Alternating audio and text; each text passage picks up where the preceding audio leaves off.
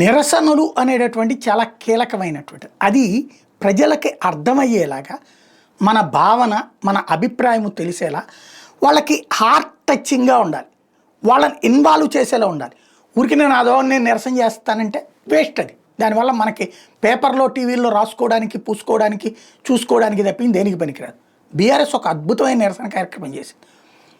తాజాగా చూశాను, ఏదో కరీంనగర్ ఉమ్మడి కరీంనగర్ జిల్లాలోనే ఎక్కడో వీళ్ళు అదేది రైతులకి ఇది ఇచ్చేసామన్నారు కదా, రుణమాఫీ చేసేసామన్నారు కదా. ఇవన్నీ ఇప్పుడు ఏమైపోతుందంటే ఆర్భాటపు ప్రచారం, ఆచరణలో వైఫల్యాలని కవరింగ్ నడుస్తుంది. అందులో ఒక్కొక్క ఊళ్ళల్లో ఎవరైతే ఈ రుణమాఫీ రాలేదు వాళ్ళకి సంబంధించిన ఫ్లెక్సీలు పెడుతున్నారు. 290 మంది అంటే ఒక్క ఊళ్ళో వాళ్ళ ఫోటోలు, వాళ్ళ ఫ్లెక్సీ, వాళ్ళ పేర్లతో సహా ఫ్లెక్సీ పెట్టారు. ఎంతమందికి అందలేదు ఇది ప్రతి ఊళ్ళో పెడతారు.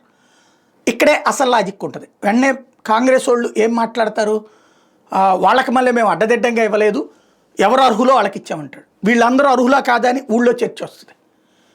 వచ్చినోళ్ళు ఓటేస్తే కేసీఆర్ మళ్ళీ గెలవాలి కదా, రాని వాళ్ళు మాత్రం రేపు వ్యతిరేకిస్తారు కదా మన ప్రభుత్వాన్ని.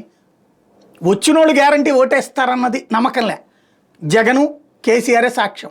డబ్బులు తీసుకున్న జనమే అది పట్టించుకోకుండా నెగిటివ్గా ఓట్లేశారు. అదే సందర్భంలో వచ్చి ఇచ్చాక మళ్ళీ ఆపితే వాళ్ళు మాత్రం వ్యతిరేకిస్తారు రేపు పొద్దున.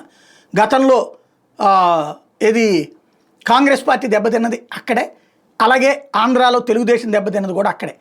ఇచ్చిన పథకాలు ఆపడం, రాజశేఖర రెడ్డి ఇచ్చిన పథకాలు చంద్రబాబు ఆపితే అది జనంలోకి నెగిటివ్ వెళ్ళింది.